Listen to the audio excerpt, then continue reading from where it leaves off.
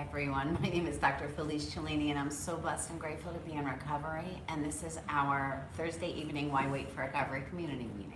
Welcome. Hi everyone, my name is Haiti and I'm blessed and grateful to be in recovery. I am a compulsive overeater. You are? I am. Oh, man. I'm a food addict, man. I'm a binger, I'm a purger. I am someone who actually had bariatric surgery and I'm a drug addict in recovery. And I'm a drug addict, alcoholic, anorexic in recovery. And welcome everybody. I'm glad that everybody's here tonight. So, you start. Okay. So the reason we qualify ourselves is basically if you're an addict who's seeking an answer or wants to be in recovery or stay in recovery, whether it's food, sex, gambling, alcohol, it doesn't matter. Anything that you're obsessing about, that you can't stop thinking about, that leaves you feeling ashamed or guilty or demoralized at the end of the process, you are in the perfect place. Yeah, you know, we had somebody put up under our last video, and I think that they were talking about me because they said the girl on the left. And they said the girl on the left knows nothing about food addiction. And I appreciate that input. And I was taught by my mentors and my schooling, and I've been taught that addiction's addiction. And so I understand that it's never about the food, and it's not about the opiates, and it's not about sex with strangers, and it's not about spending the kids' college fund gambling. It's about why I'm doing the things I'm doing and not what it is that I'm doing. And so I know that if I get fit, as we call spiritually fit, right? If we get some happy, if we change our perspective, if we learn to look at the world differently, if we learn about acceptance, and if we could feel better, then we can use the tools that we need to use to not be in active addiction, right? To step into recovery. And then be open-minded and learn how to stay in recovery and lead a happier, healthier life. So I wanted to firstly, before we start getting into a deeper conversation, which is what we do twice a week, is I wanted to invite anyone who's joining us either through Facebook or YouTube, if you are courageous enough, hop into the conversation. We have a virtual waiting room. It's on sowhywait.net. You just step in, it doesn't cost you anything. You can join in the conversation and you can actually talk to us directly. We are just two friends who get together to basically discuss our stories, our experiences, what we do, how we stay in recovery, our challenges and how we overcome them. This is not any type of formal meeting. This is just friends discussing it amongst friends. Yeah, and helping each other stay in recovery. And so that's what we offer. We offer anybody who's got any questions to speak up. It would be awesome if you would join us in the room, which you could do virtually.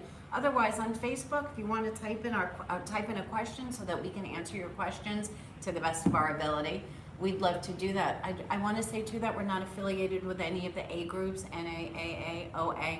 Shout out to all of them, great groups. We're just not affiliated with them. Right, and then lots of other groups as well. This is out there. Yeah. So I just wanted to also, you spoke to something that really touched me in the beginning. You know, we live in a society that really judges values on how we look rather than how we feel. So for us in Western society, the things we have seem to be more important, like how do I look, what car do I drive, how much stuff have I accumulated, and how well am I doing at work. You know, we put certain criteria on certain things that I think define us and also actually break us down as human beings, because we forget about those other sides of us, which is the part that we speak about here, which is that spiritual side of us that has got nothing to do with anything material, that has really got to do with everything about a spirit. When we talk spiritually, it's not a religious spirituality, even though for some people it might be. For us, it's more that stuff on the inside, that when you're doing your best and you're able to wake up and be happy and sleep at night and just be able to have that clear flow of things, for lack of a better word, that's really what we're talking about. Yeah, more of when, you know, sometimes we wake up in the morning and we feel like the earth just belongs underneath our feet. You know, when we're walking in positivity and when we know we're doing our best to do our best. And that's when we're getting some happy spiritually, right? And healing spiritually. And you know, when you're talking about that other stuff, about our car and our house and what college our kids are going to, we're really talking about our ego, right? So if Bonnie looks at my fabulous car and my kid who's a lawyer and my job, you know, and I have all of these letters, and that's what she looks at.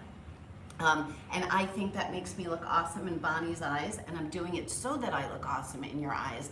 It has nothing to do with me or who I am or how I feel. There's stuff and letters after my name. And so when we talk about recovery, when we talk about community, and we talk about relating, we talk about showing up as our authentic selves, getting to know each other, right? In the spirit of doing our best to do our best for ourselves and for our community. And also, you know, people don't know us. You know, people look at me, they see someone who's thin, they don't realize that I've gained and lost over 600 pounds, that I still see myself as a huge person. I think my head is this big and won't fit through the door.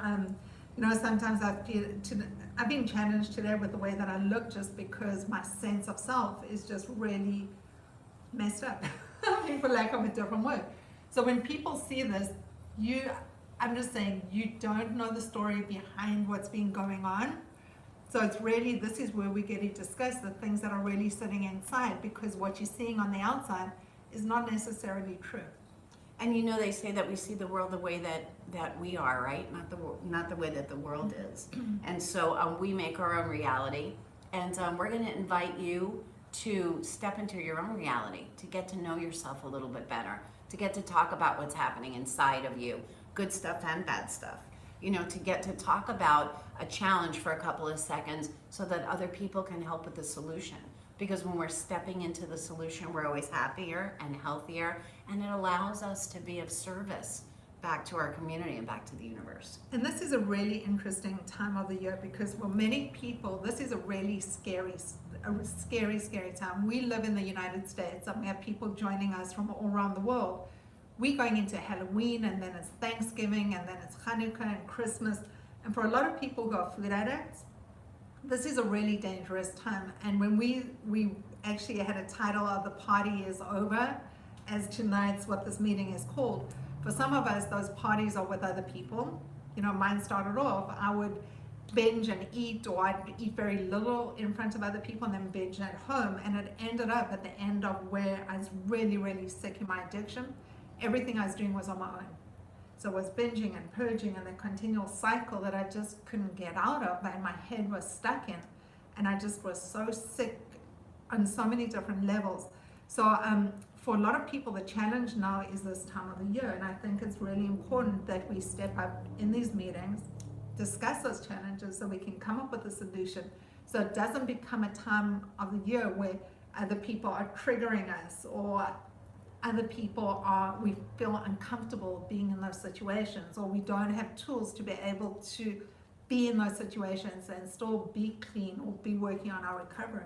Yeah, and so a lot of people who are in active addiction do feel socially awkward. And so what happens is I'm in a group of people socially, and I drink, or I take a couple of opiates before I get there, or we go in and we eat, or we binge and we purge, or we're doing whatever, so that we feel more apt to fit in with what's happening around us, which is how it starts. And in the end, what happens is we'll all isolate. That's pretty much so I believe where all addict winds up, is isolating alone, isolating and feeling so alone inside, whether they're with other people or not. And so it's not even just the food, it's the food and the family that we allow to trigger us, right? Because we haven't learned to change our perspective and learn to have a acceptance for what's going on around, and for understanding that we don't have to feel uncomfortable around others. You know, pretty much so everybody's kind of in the same place, no matter what they're looking like on the outside. I think that social awkwardness, everybody feels it at some time or another. And the easiest thing to do when we are in those situations, we're at Christmas parties and we're trick-or-treating, we're going to a party after that, we're going to Thanksgiving, and I'm going to your house, and then I'm going to your house, and it's easier to do the things that we're used to doing to feel more a part of. You know, it's funny that we discussing this, because my ego side of me wants the attention. You know, there's a side of me, and this is me. I, in my head, want loads of attention, but when I walk into these situations where it's an office party, or it's these big social events, or families there and people are there, and I don't know every single person in the room, or I just start feeling really socially awkward. And then I think everybody's looking at me, and it becomes a feeling of discontentment in the inside. No one's even looking at me. And then I start circling the room around the walls. I'm like the perimeter person, and then I start getting busy, and I start cleaning up, and I start taking stuff out. I'm that person at a party that keeps busy if I can't be eating or I can't be drinking, or I choose not to be eating or I choose not to be drinking. Right. And that paradigm shifted for me in recovery now that I can actually be in a situation like that and rather talk to people around me. You know, before it was a constant need to be doing something else because I was so uncomfortable. Yeah, and for me, you know, after my son died and I didn't know how to deal with the world around me, I was kind of hoping to be invisible. So you'd show up wherever you show up and then do whatever, you know, when you're talking about cleaning up or helping, sitting in the room with the kids. That was like my favorite thing to do because I could hang out with the kids. But to other people, I had hoped to be invisible, and that's kind of a crappy place to be as well. And in recovery, we learn, you know what? Again, we're all kind of just the same, right? We're just all people looking for something, you know, looking for a way to relate and looking for people to relate to. And looking not to be afraid, just to be our authentic self. And when you can show up, and I can show up now and be my authentic self, obviously, and it's awesome. You know, it feels so much better without that angst. You know, before you know how you feel before you walk out the door when you have that anxiety, like, what am I going to look like, and what am I going to say, and who am I going to see, and what am I going to do, and when am I going to do this, and all of that. So, and what are they going to think of me? So I must tell you, I still get that anxiety every time we're about to start a meeting. So I still have, you know, we run these meetings twice a week, been doing it for a year and a half. I mean, we've been doing this a really long time consistently. And I still get that uncomfortability before we actually sit down and things start going and I start panicking in my head of what am I going to say? What are things going to happen? Until I actually just get out of my head. You know, the most dangerous place for me to actually be is in my head. The most dangerous thing for me to do is actually think. So, Well, I actually think the way that you used to think. right. Yeah, because I think that even affect-wise, you present a lot differently than you did 6 months ago, where we could see that anxiety before the meeting. Now Well, you're a kinda year goofy ago, I was and- totally stoned out on my bracket and I was using. So, I mean, just over a year ago. So, I definitely presented very, very differently than I am now. Yeah, Yeah. so welcome. Thank you. Should we check in We should quickly check because I in. know a friend of ours is leaving yeah. soon. So Jess is in London, and we're going to hear from you first, Jess, because you said that you're only going to be for part of the meeting. I know it's super late there. Thank you so much for joining us. What's going on with you, Mama? I don't even know where to start. Yeah, I've had a difficult, challenging week, I suppose. There's a lot of emotions at the moment with my circumstances. I'm not able to see my family currently with the situation that I'm in. But I guess what I find is really a challenge is the way other people's personalities I find difficult. There's certain people in my life who just it's part of their personality, but they're sort of angry people in some ways, so they come across as angry. And when I perceive someone as angry, I feel quite triggered, or I feel quite, so it goes to a traumatic place for me. Mm-hmm. I'm not sure where that comes from, to be honest. I haven't really had a chance to process that. But I do find that people who come across as angry or argumentative, I mean, obviously that's my perception, but when it comes across as that, I feel quite triggered by it, or I find it quite traumatizing. So I'm trying to get used to that and see that they're not angry with me, but it's just the way they are as individuals. So yeah, and I'm finding that a challenge though, at the Jess, same time. Jess, why do you think they're angry? Do you think they're angry because they're happy? Most people who are angry all the time, do you think they're happy? Like, do you feel happy when you're angry and resentful?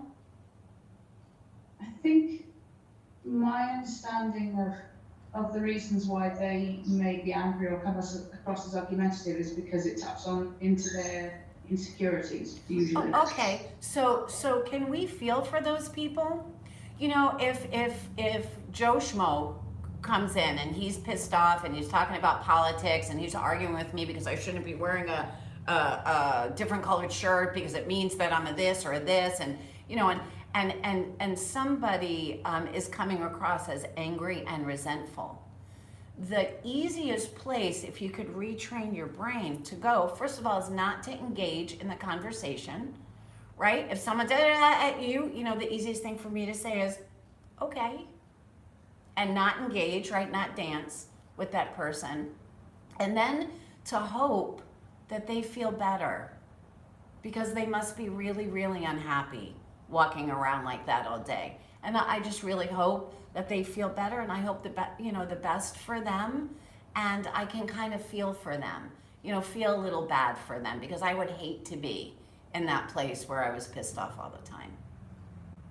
And so if you change your perspective and understand that, until I walk in your shoes, I don't know, until I walk into your shoes, I have no idea where you're coming from and why you're angry, right? But I can feel for you, because you're probably miserable and unhappy, and that makes me feel sad for you. Not you, the proverbial you. And so I want you to think about, I'm going to ask you, I know that you IM'd me this week and I didn't have a chance to get back with you. But actually I didn't remember to until I just saw you. But I'm going to, the next time that you come across somebody that's pissed off, I want you to IM me about how you feel real quickly. It made me feel uncared for, insecure, pissed off, resentful, whatever. And then I want you to write a couple of sentences about what it looks like when you turn that around. And you have empathy for that person, because you've been miserable in the past yourself, we all have, right? And to have some empathy for that person. And you'll see that change of perspective is going to help to change your heart and your head. And you're going to take that angst out of yourself. Because if I'm feeling for somebody, I'm not anxious about it. Right? When I get angry, or I have that more of that that traumatic thing going on, that's fear-based, right? Remember how they're acting, anger, resentment, that's all fear-based. And so isn't that too bad for them that they're walking around with all that fear and anxiety and unhappiness? Right? Because people that are happy walk up and say, hey, it's so good to see you. How are you today? That's how happy people present. Right? Yeah. Yeah, so we're going to forgive them, for they know not what they do. Right? As the big dude said. So I want you to think about that, okay? Sure. Okay, and I'm going to give that to you as an assignment. So you'll do that? Yeah. Okay, awesome. Thank you. That also, when we talk about things, is how I learn so much about myself. I love not only the workshops that we do, but also the conversations that we have with our meetings, because it makes me think of certain places that I've been at. And I remember when I was angry all the time, when I was using, I was really pissed off at the world. I thought every day was a bad day. Bad stuff happened constantly. There was constant chaos, and there's constant things to be angry about.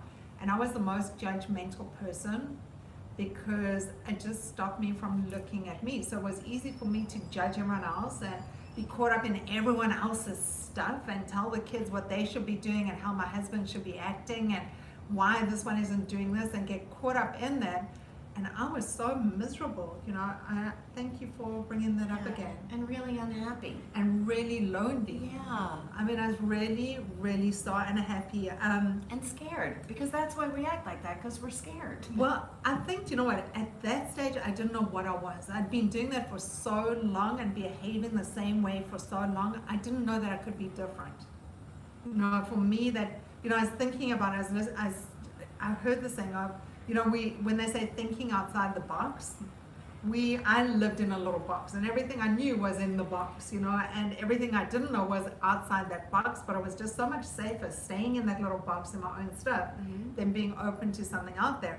And I think part of stepping into recovery is not only being where I was, which was totally broken and at my wit's end, and not having anything else, that I just wanted things to end or something just to happen, was just stepping through that.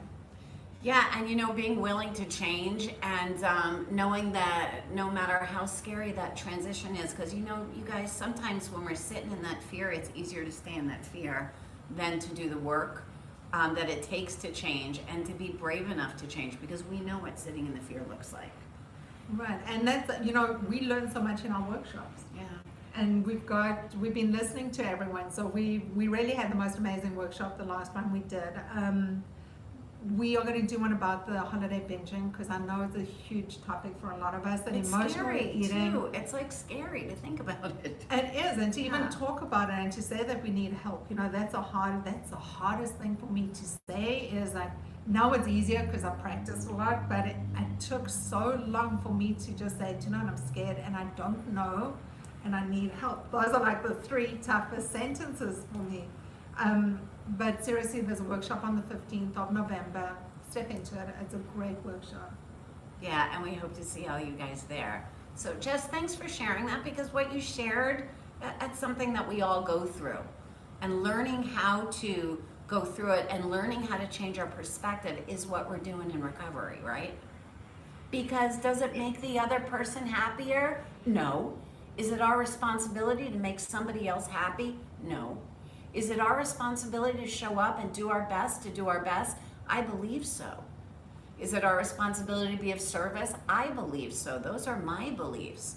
Is it up to you to work on changing your perspective? Because when you aren't upset that somebody else is angry, when you're feeling for somebody else, it's going to make your life a nicer place to live in. Right? And so that's my hope for you. That's you letting go of that fear and knowing that how I show up's got nothing to do with you, baby. That's just got to do with me.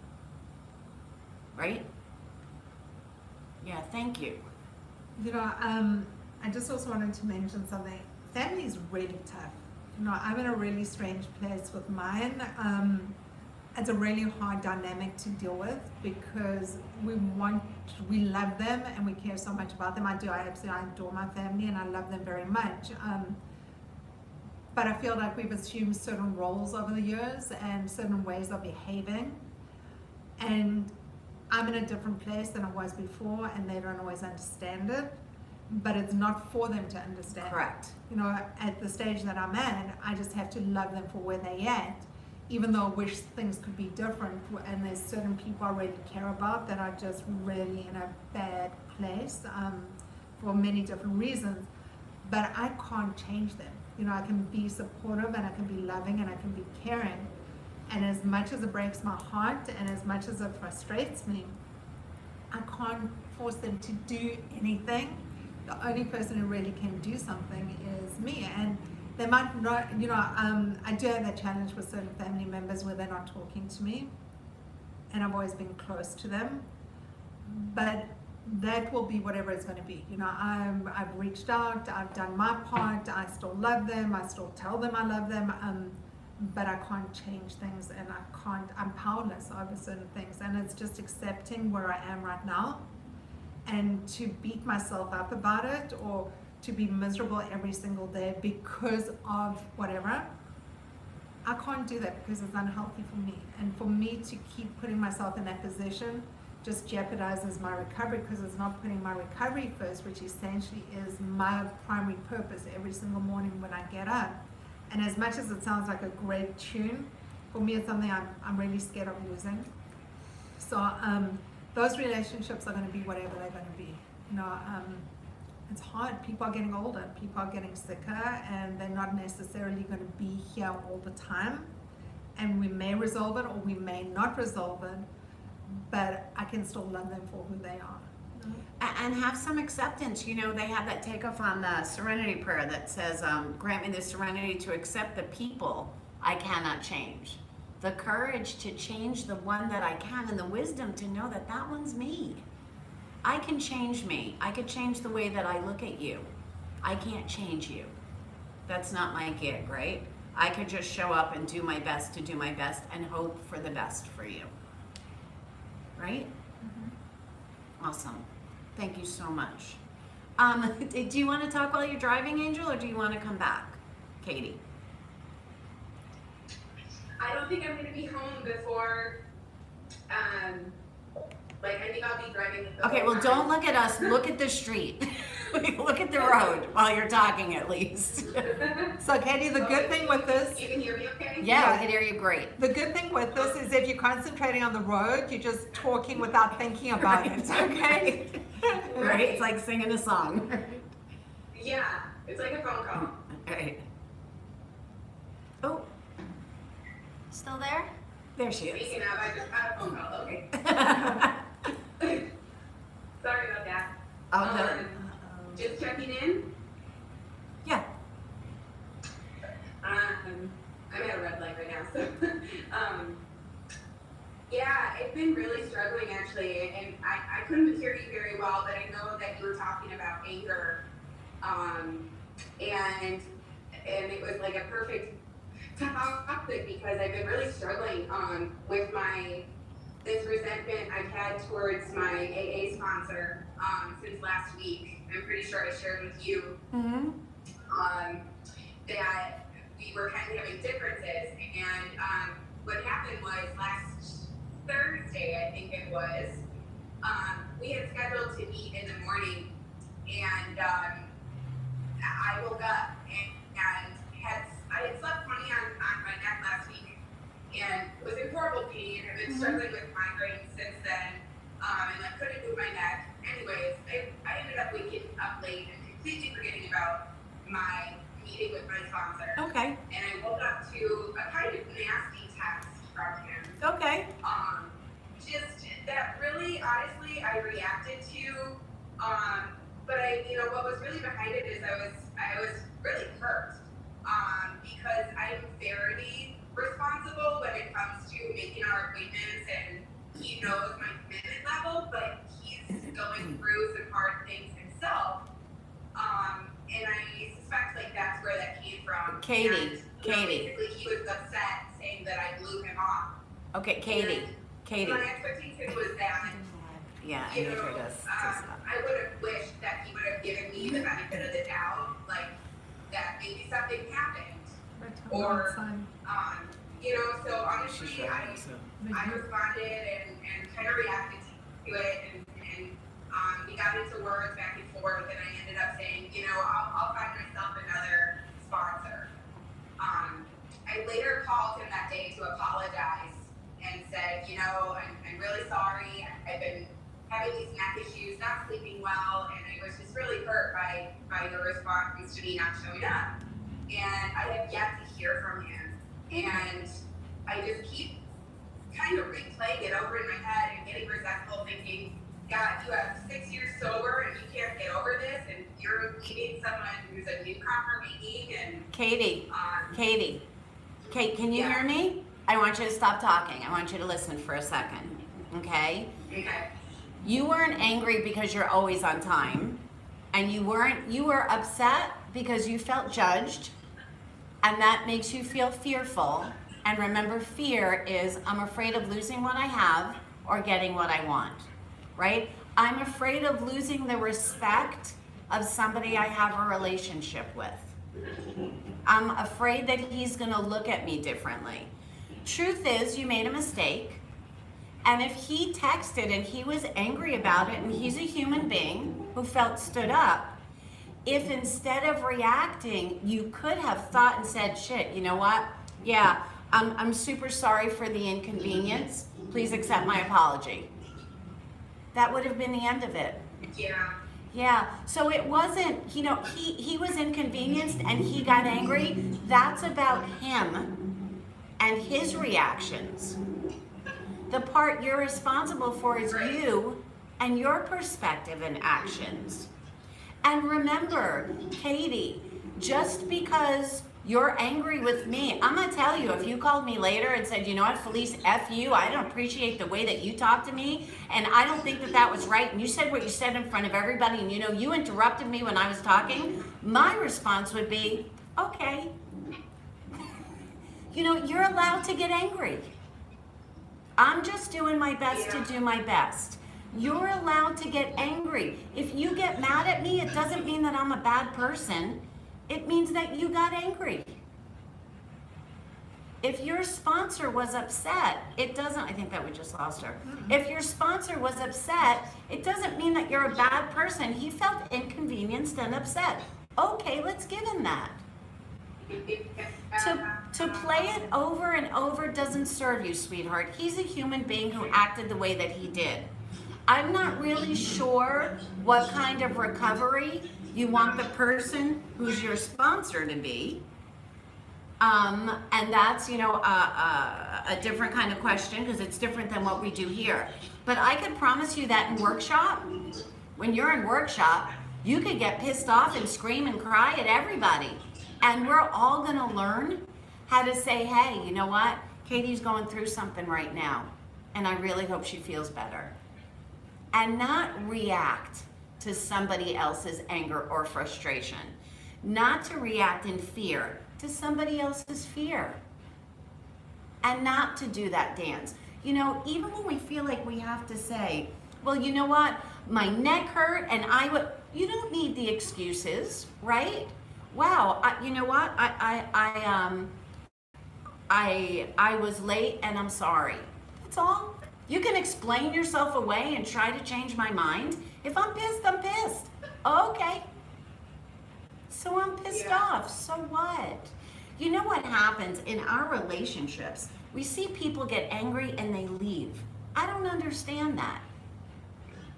Right? You still have a thing with me like that, where Angeli's still afraid. Angeli and I and AD have known each other for years now, right? Almost 2 years, 2 years. If we get angry at each other, it doesn't mean that we're not going to have a relationship because we're people in recovery. It means that we're going to get angry. Okay. Okay.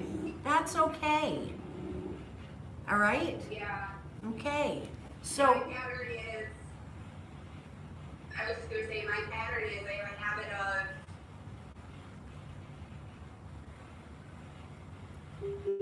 when there's a problem, I run Okay. because he's upset. And even now, like, yeah.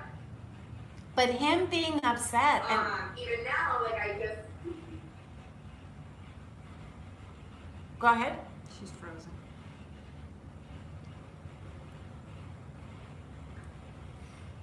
Yeah, so I think you're kind of going in and out. are you there? Yeah, I am. Can you finish? You said even now. Yeah, I was just gonna say, that I've been feeling like really abandoned now that like I haven't heard from him. Right, and is that because you're not worth it, or is it because that's the way that he is as a human being?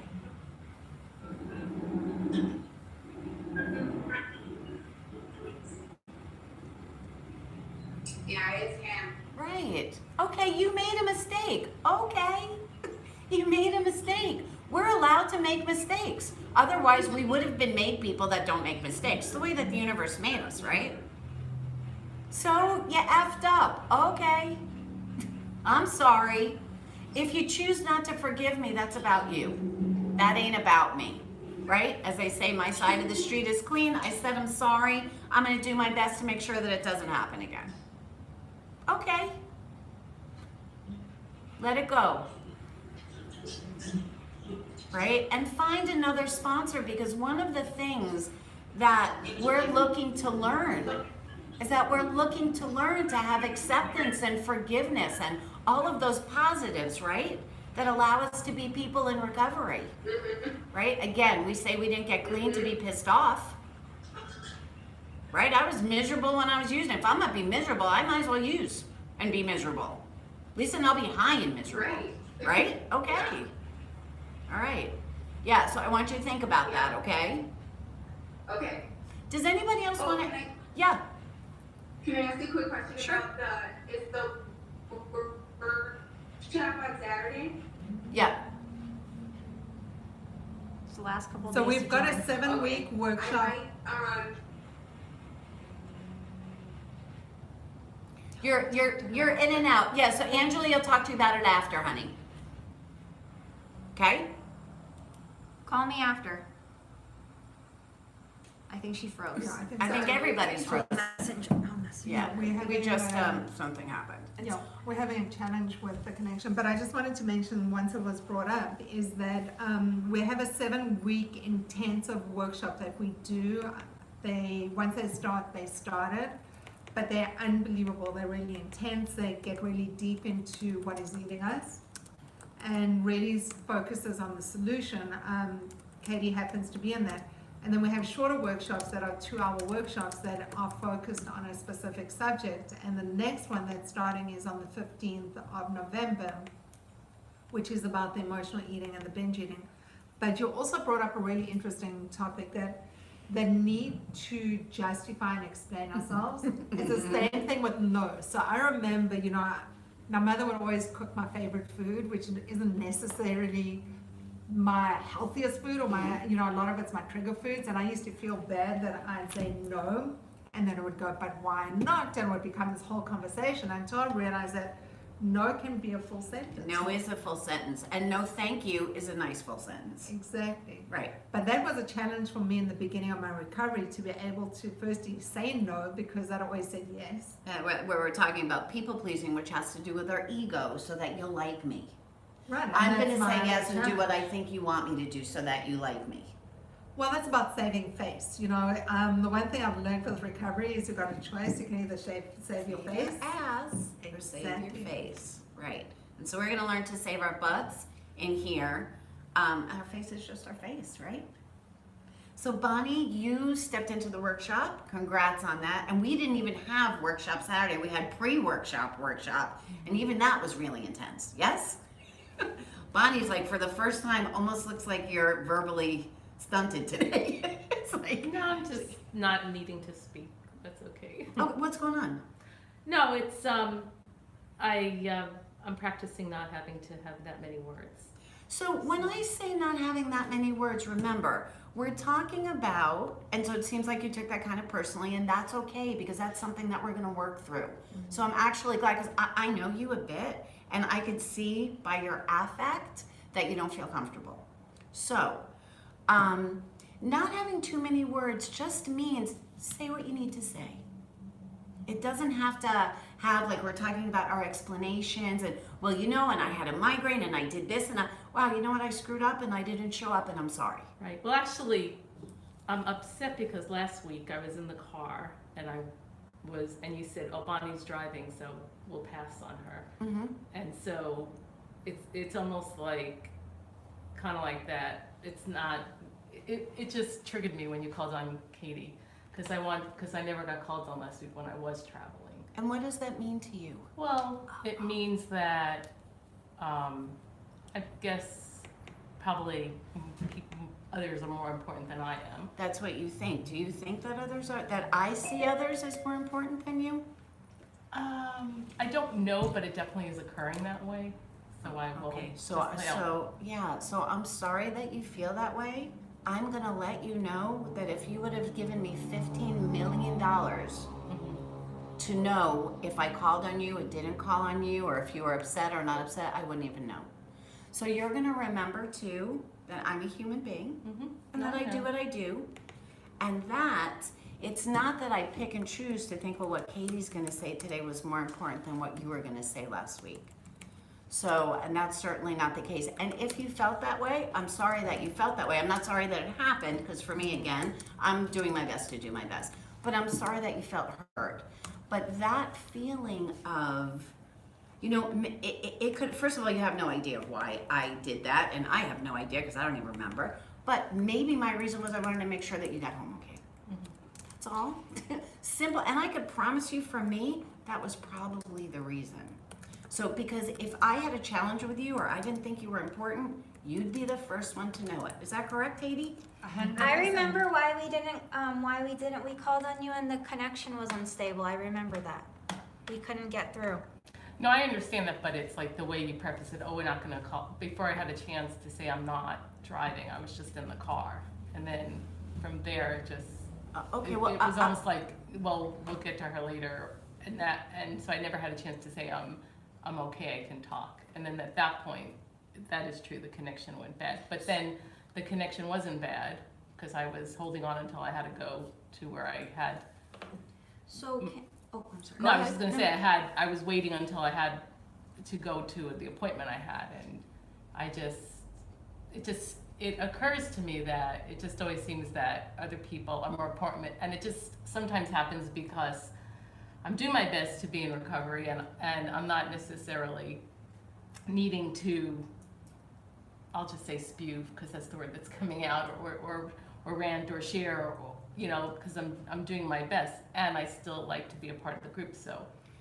So first, I'm going to say a couple of things. One thing that you said was, it always seems, and I know that you're called on every single time.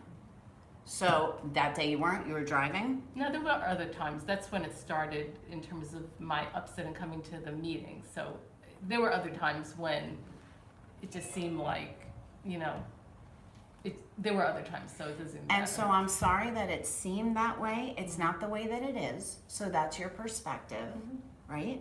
And so my hope for you is that you'll be able to change your perspective so that you could come here open-minded and wanting to learn, as opposed to upset and feeling shut down. Because that upset and feeling shut down doesn't serve you, right? Like, that doesn't serve you at all. So I understand. And a lot of it, I mean, even without even getting in with personalities, and I'll just be responsible, it triggers, I'm not worth it, other people are more important, have things to say more important than I do. Can I ask you a question too? You see me at work all the time, right? How many patients do I go up and hug every time I see them at work?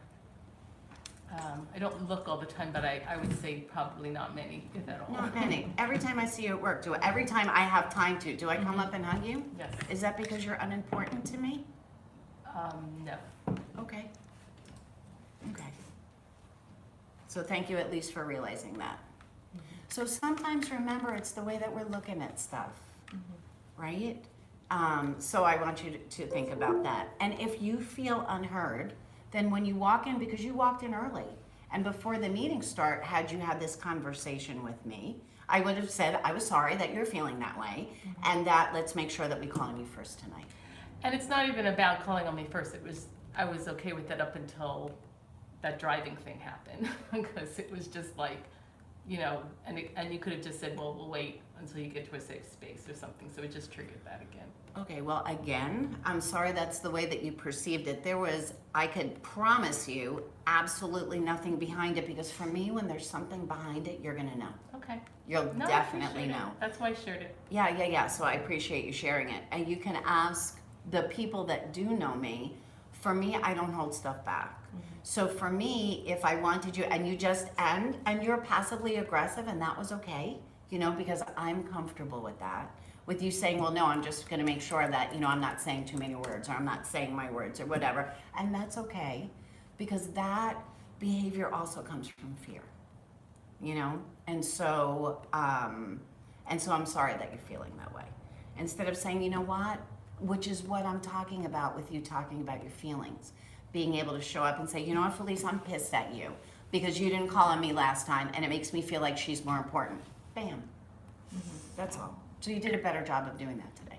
So good for you. That's why I did Good it. for Thank you. Good for you. Does anybody have anything to say about that? Because I'm sure it's something that other people feel at times. Now, I'm not talking about specifically about me, but about anybody. I would love to say something. Oh my God, remember when you used to cry because I used to interrupt you? And I'm like, I fucking interrupt everybody. Like, remember? So, I'm going to tell you something. I'm incredibly sensitive. Yes, you are. And I've learned that a lot of addicts are incredibly sensitive. It's just what we are and how we are. So I would always take things personally. So, and I know when I used to text Felice and she wouldn't text me back, it used to drive me insane. And when I used to phone her and she wouldn't call me back, it used to drive me insane. But I would be sitting next to the phone. So I would text her. I didn't think maybe she's busy or she's with the kids or something else. So it was always things about me, and it's not, and it's still a lot of the time my head takes me to that place. So, sorry, they still can't hear. So for me, I still know that I get highly sensitive about stuff, but it doesn't stop me having those first thoughts and those first reactions. I'm now learning how to think of it in a different perspective. And it's not that they're not valid or that they're not real. They are very real. And I think a lot of it has to do with things that I felt when I was really young. You know, a lot of my reactions and behaviors are the same ones that I did for so long as either survival things or being treated the same way in the same tone, or it could be a person's tone, it could be the words that they use, and it takes me straight back to that place in time. It's a crazy thing. And what it does too is it doesn't allow you to look at somebody else as a human being. Right. It doesn't. It's what your expectation of somebody is because of what you need at the moment, right? As opposed to letting somebody else be who they are and have some acceptance for the way that other person is. And I think also the biggest shift with recovery is a journey, and it goes and it starts and it stops and it carries on, and it's like a continual And journey sometimes for we me. go 3 steps backward. Right. And I'm and not I talking think- about relapsing. I'm I- talking about just stepping backwards spiritually. Right, and this isn't directed at you. Honestly, it's not. It's just, for me, I trigger certain thoughts in my head. And the one thing I started realizing is I was always driven by my feelings. Like, my feelings were the things that were my impulses and the things that I always acted on to do things every single day. And the further along I become in recovery, the further distant I am from my feelings as being the driving force behind me, even though they're the learning force inside me. That's rather the way that I'd say it, is that I learn from where they're coming up rather than just acting on them. And I think that's been the toughest thing for me, is learning to deal with my feelings. And I'm going to tell you the both of them, because we did recovery stuff together in the beginning. And it was the truth. If the two of you were talking and then I'd interrupt you and then I'd say something to her and then she'd be pissed off and then she'd be afraid and then you'd be crying and then I was like, shit, like, what am I going to do? But it's growing and it's growing up. So thank you for bringing that up, because I know that that's super important. And that way that you're feeling that you think that, I'm gonna tell you with Angeli, because I'm teaching her differently right now, where she'll say something like that, and I would have said to her, okay, and that would have been the end of my discussion with her, correct? Yep. And you would have gotten really pissed off, and then she would have gotten over it, Yes. right? Because she needs to know that, okay, that happened, okay, so that happened, okay, so can we move on from here now? And before, where I would go through more of an explanation, and I tell her, talk to your therapist about it. And her therapist would say the same thing that I did. But about her learning that it's okay. It's okay. It doesn't mean I love her any less or I love her any more. It just means, okay, that happened. It's funny you said that. I was just thinking, why is she explaining it so much? She would have told me, okay, like, this is so unfair. Not unfair, like, in the literal sense. It was just me kind of having a little giggle in my head. Yeah. Like, what are you doing? Yeah. And I would never have said that. I would never have told Felice, I'm upset with the way that you said that to me. And for me, that's unbelievably courageous. When I hear you talking that way, I go, wow, that's amazing. I wish that when I stepped into recovery, I would have had that courage to be able to be that outspoken and that honesty to say to someone, because I was always scared she wouldn't like me. So 3/4 of the stuff in the beginning, I never spoke my truth. So, and excuse me, I that's- have to interrupt you because you just said something really important, because you said, I would never be that outspoken.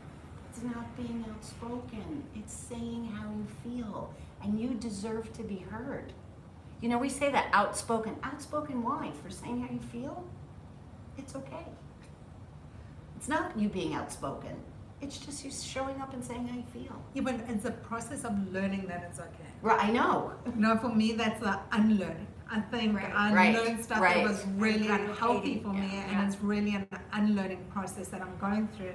The same way as I have an undo list, like a not to do list now. I stopped doing the to do list because there's so much stuff that I'm working on unraveling.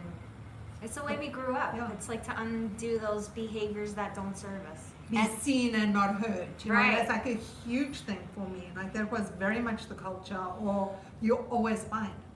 You're And always okay. And this is going to be very difficult for you to hear, but I need for you to hear me. Whether I like you or not isn't important, right? I could be the biggest bitch on the planet.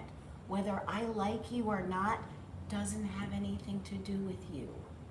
That has to do with me and the way that I view the world. If after this conversation I come up and give you a hug and congratulate you for saying what you said, or if I come up to you and I say, you know what, and fucking talk to me again. That's not about you. You showed up and did your best to do your best, right? So it's not important. Are we human beings and we want to be accepted and we want to be loved? And of course. But if I don't like you, or I don't pick on you, or I'm in love with you, that doesn't change who you are. What makes you who you are is you just showing up and doing your best to do your best. That's all you're responsible for. What happens on this end, you don't got nothing to do with, right? I could be pissed off at the boyfriend today, so now I'm gonna be mad at you. It doesn't have anything to do with you, right? Yeah, and I think that's just what I need to learn, the separation of, because I do take on, I don't know if it's the empathetic side of me or the empathic side or whatever they always say, but I do take on, or I'm sensitive to things and I don't always interpret them, so it just shows up as passive aggressive then. Yeah, and so remember, when my opinion of me depends on your opinion of me, I'm going to be super sensitive to how my interactions are with you. When my opinion of myself has nothing to do with your opinion of me, I'm going to look at you as a human being who's going through their struggles. And normally, when Angela's going through something like this, by the way, I laugh. And she's like, you're laughing at me. And I'm like, I'm laughing because you're growing up. You know, it makes me giggle to see you grow up. Yeah. So it's more of that. When you're taking things personally, it's because you haven't gotten to the point yet, and this is what I hope for you in the workshop, that you'll grow up and find your sense of self and know she could say whatever she wants to say, and she could say whatever she wants to say, and she can show up however she shows up, and I'm going to show up and do my best to do my best. And the chips are going to fall where they do. And I could understand that. I think the thing I have difficulty with is expressing it, because I could have expressed it. I didn't know how to. Right, or- you could have said it that day, yo, don't pass over me, man, I got something to say and it's important, and I would have said, okay. That's all. So good job you, man, for bringing it up and for not being scared and for not worrying about, hopefully, not worrying about what I was going to say on the other end. No, So- but I don't want to lose the hugs in your office if I But do. you're not going to, because for me, honestly, the way that you show up is about you. Mhm. I will never take your words or the way that you show up personally, right? I'm just some person up here doing my best to do my best. And if my best isn't good enough for you today, that's okay. Yeah, It no, I doesn't need to be understand that. good enough for you. And I don't need to do everything perfectly. And I don't need to have to think about, well, if I, because this is what we're used to. Well, if I don't call on her now, she's going to be mad. So I'm going to my brain's not going to go there because it can't. Because then I'm what I believe is enabling you to continue feeling the way that you're feeling. No, and I understand that. So it's a double-sided edge or Double-edged sword. Double-edged sword. Isn't it interesting? And I have the same thought process that if I disagree with someone, I either feel, and this is me, this is my truth, is that I either feel like we're getting into a situation where I have to get mad. I have certain default reactions to them that I either get hurt, I get angry, I get that I've got to manipulate them, and I do this with my husband and my kids, and I start crying, and it's a manipulation thing for me, and it's happened here as well. So I have certain default reactions rather than going, I can disagree with you and be okay with it, and it's okay just disagreeing because it's okay. And I think codependency has been one of my biggest lessons that I've worked on, because when I came in, I was very codependent between my kids and my husband and everything around me, my family and everything. And I think a lot of that learning has come out of the workshops because, and I know I keep talking workshops and it sounds like this continual drone, but for me, it gives me that space where I can actually go deeper into what's driving me. And actually the deeper the learning is for me, and I think that's invaluable. When we do this 1 hour, we're dealing with a whole lot of stuff at once and we're not really that focused, and I think the workshop gives us that focused time. So anyone who's really considering doing it, the 15th of November is the next 2 hour, try it. I mean, what's the worst that happens? You leave exactly the same way as you walked in, and you keep struggling, or you learn something a little bit different. Exactly. And I fought the whole way, just so you know, okay? I fought this whole thing. So I'm one of those people that can just say, there's definitely something in getting to know yourself better. You know, I'm gonna, Angeli, a couple of weeks ago, 3 weeks ago or whatever, I have absolutely no idea of what happened, so I'm not gonna remember to bring it up. But you and I don't know if I disagreed with you about something, and I think that I don't remember, and then you wrote stuff down. And you read it to me. I remember that, but I don't remember what it was about. Yeah, but whatever it was, you did it to, I said something which really upset you, or Yes. I wasn't understanding, or I wasn't listening. Like you I said think the something thing and I said, was- okay. I think the thing was, I need you to understand, and you're not understanding. Right, and I'm like, Yeah. okay, I don't understand. I don't need to understand. So she wrote this whole thing, and she read it to me, and she was so angry, and I'm like, we're gonna have to agree to disagree, you know, because, and it's okay, but she was crying in my car. She was crying, remember? Yeah, I want to know what it is now. Yeah. That was, and by the way, it was so important that neither one of us can remember what it was. And you got a written record. And neither one of us can, and I'm old and she's not. So how important was it at the moment that you felt that emotion? And so important that I understood exactly Really how you were important because feeling. I waited because you were sick, physically sick. Right. So I waited to say it to you, and then I think you weren't getting better, and I was like, well, F it, I need to say it because I can't keep this in anymore.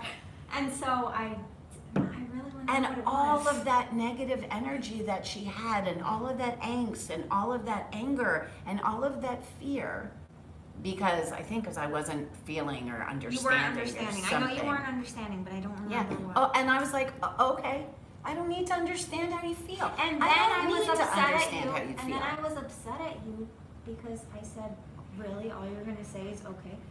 And I was and like, that- yep. And that ended up being another thing I was upset about. But then And I got even- over it. Yeah, I even said, talk to your therapist about it. And what'd your therapist say? Okay. Yeah. Yeah. That I didn't need to play She into didn't say her need okay for like me to, that, I know. 'cause she's not that. Yeah, she's not direct. abrupt, yes. Yes. Your word, not mine. Yes. I said Yeah. Isn't it amazing how we have these stories in our head? I mean, and it's a conversation. So we have the whole, because I do this continually, I'll have the whole conversation and I see the outcome and the way that I've said it and why I presented it. And how it's And gonna how it's happen and gonna how happen. it's gonna, right. And I schlep it for days and I can't sleep at night and I'm up at night You should and I'm just up have early. her write the ending No, before. seriously. And then it comes and it becomes like a 1 second thing. Right, and then it's over. And then it's over and then no one can remember it. But Right. you know what my thing is? Here's the thing. I understand what Haiti said and I agree with everything Haiti said and I think I agree with everything you said, but not more times than not, actually, you're the only person in my life right now that is going to react and say, okay. And so when I get into those situations, that's not the usual thing. And so I think on my end, I don't understand when you come with an okay. I'm like, well, no, because I'm not dancing with you. yes, you're Yes, not. I'm Yes, not you're not. dancing But with you. that's not the norm. The norm is to quote unquote dance. Right. And so how when you don't, I feel like I sound stupid right now. But when You don't sound stupid. when you don't dance, Mm-hmm. I think that's when I feel less than or unheard or whatever because I let the other person quote unquote win. Does that make sense? Yeah, so well, really what you mean is that the other person doesn't think I'm important enough to have the conversation. Well, no. No, what she's saying not is important. that she's not right. Like Yeah, the person kind that of is right, right, okay, kind of like or, it's a right thing for me, and it's not. And I'm not one of those people that has. And I'm not judging anyone that has to be right for everything. But for some things, I feel like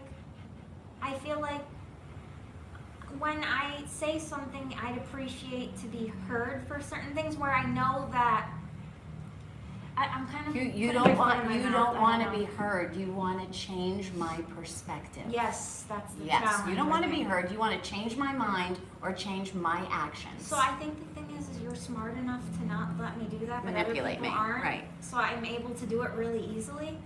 And I think that's my norm. And so for me, the success And why is, and why won't I play with you there? what do you mean? What why it it's is, not what's healthy? my hope for you is that you'll get to the point where you don't have to do that, because it's not healthy for you. Right. It's just